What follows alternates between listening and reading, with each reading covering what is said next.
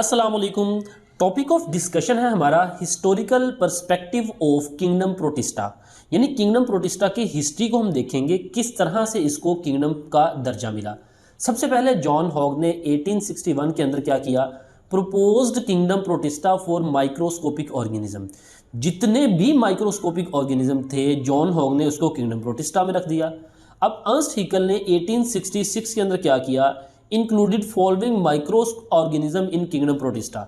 अब इसने kingdom protista में बैक्टीरिया को भी रख दिया और बाकी जो माइक्रो ऑर्गेनिज्म थे like Euglena that did not fit into plant और एनिमल किंगडम, यानी यूग्लिना की तरह के जानदार जो कि अब आज किंगडम प्रोटिस्टा में शामिल हैं, जो तब ना तो प्लांटी में शामिल हो रहे थे ना ही एनिमेलिया में, उसने उनको भी किंगडम प्रोटिस्टा में रखा, बैक्टीरिया को भी और यूग्लिना की तरह के जानदार को भी। ही also separated the blue green algae and bacteria. अब देखें ब्लू ग्रीन एल्जी हम साइनोबैक्टीरिया को कहते हैं। अब ब्लू ग्रीन एल्जी और बैक्टीरिया दोनों ये क्या है, प्रोक्रियोट्स।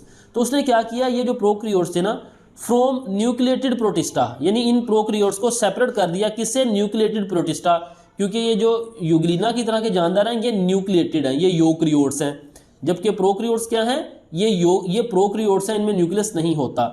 तो उसने क्या किया, इनको सेपरेट कर दिया प्रोटिस्टा से and place them in A separate group, अलग ग्रुप में रखा, उसका नाम दिया मोनेरा विदन किंगडम प्रोटिस्टा।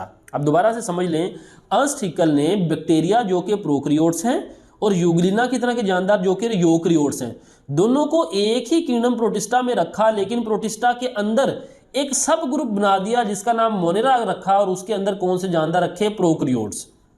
अब हॉर्बर्ट कोपलैंड ने 1938 में क्या किया, एलिवेटेड द प्रोक्रियोट्स, ये जो मोनेरा जो सब ग्रुप था किंगडम प्रोटिस्टा का, उसको एलिवेट किया टू किंगडम पोजीशन, उसको किंगडम की position they the and separated them from protista, और उसको प्रोटिस्टा से सेपरेट कर दिया।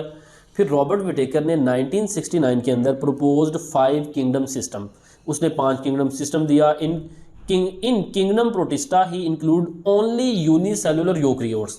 तो रॉबर्ट विटेकर ने तो किंगडम प्रोटिस्टा में सिर्फ यूनिसेलुलर यूकैरियोट्स रखे, यानी यूकैरियोट्स इसमें रखे, लेकिन nowadays this kingdom also includes colonial and simple multicellular eukaryotes, लेकिन अब उसके अंदर कॉलोनियल और सिंपल मल्टीसेलुलर यूकैरियोट्स भी शामिल हैं। फिर मार्गुलिस एंड श्वार्ट्ज की बात करें तो इन्होंने 1988 के अंदर मॉडिफाइड 5 किंगडम सिस्टम। देखिए रॉबर्ट विटेकर ने जो 5 किंगडम क्लासिफिकेशन सिस्टम की बुनियाद रखी थी, वो किस बुनियाद पर थी, एक तो वो सेलुलर ऑर्गेनाइजेशन और मोड ऑफ न्यूट्रिशन की बुनियाद पर थी। तो मार्गुलिस श्वार्ट्ज ने थोड़ी मॉडिफिकेशन की, उसने मोड ऑफ न्यूट्रिशन और सेलुलर ऑर्गेनाइजेशन की बजाय साथ साथ साइटोलॉजी और जेनेटिक्स की बुनियाद पर भी जानदारों को क्लासिफाई किया। इन दिस सिस्टम प्रोटिस्टा और Protoctista is one of the 5 kingdom. तो यहाँ पे भी प्रोटिस्टा को अलहदा किंगडम का ही दर्जा, किंगडम के दर्जे पर ही बरकरार रखा गया। तो ये था historical perspective, historical background kingdom protista का। मिलते हैं अगले लेक्चर के साथ। अस्सलामु अलैकुम वरहमतुल्लाहि वबरकातुहू।